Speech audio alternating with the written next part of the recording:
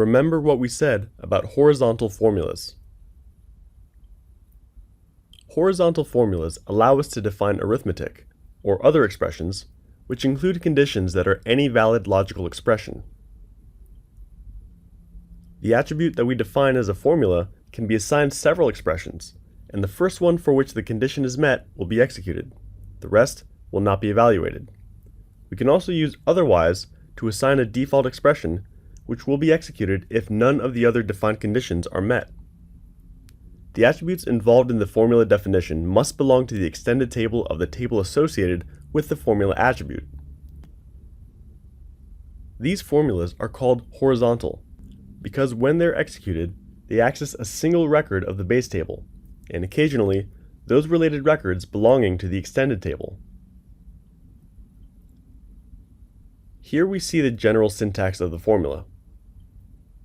Expressions can contain attributes belonging to the extended table of the table associated with the attribute being defined as a formula. Constants, predefined variables, functions, and arithmetic operators, such as addition, subtraction, multiplication, division, or power, string operators, such as plus, and date operators, such as plus and minus. They can also contain an invocation to a procedure object that returns a value. The result, either of the expressions or the one returned by the invoked procedure, must be of the same data type as that of the attribute being defined as a formula. Conditions are any valid logical expression and may contain attributes belonging to the extended table of the table associated with the attribute being defined as a formula, constants, functions, and logical operators, and or not. And comparison operators, such as greater than or equal to, less than or equal to, and like. The first condition that evaluates to true will cause the result of the formula to be that of the expression to the left of that condition, and the others will not continue to be evaluated. As we said, horizontal formulas can include in their expressions the invocation to a procedure object that returns a value of the data type of the formula attribute. For example, we define in our application a flight instance transaction. Unlike the flight transaction, where we define a flight in a generic way, with origin, destination, seats, and a base price, the flight instance transaction allows us to model a particular flight instance. In other words, a flight departing on a certain date, with a flight number, and with a cost that depends, for example, on the number of passengers on that particular flight.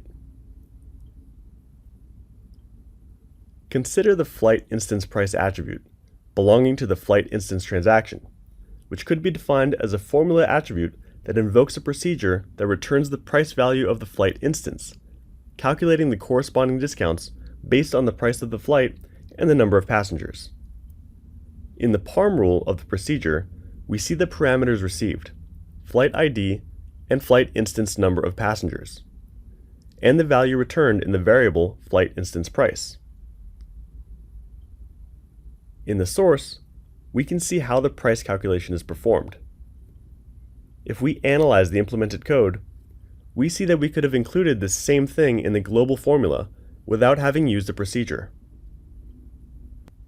We can see that the formula definition contains the invocation to the flight price calculator procedure, sending it as parameters the flight identifier and the number of passengers. Note that in this case, the horizontal formula expression only contains the procedure call, but it could include other expressions and conditions. Horizontal formulas can be global, as we've seen, but also inline.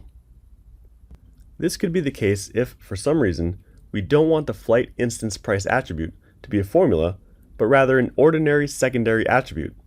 But then we want to run a procedure that assigns a value to it for all flight instance records.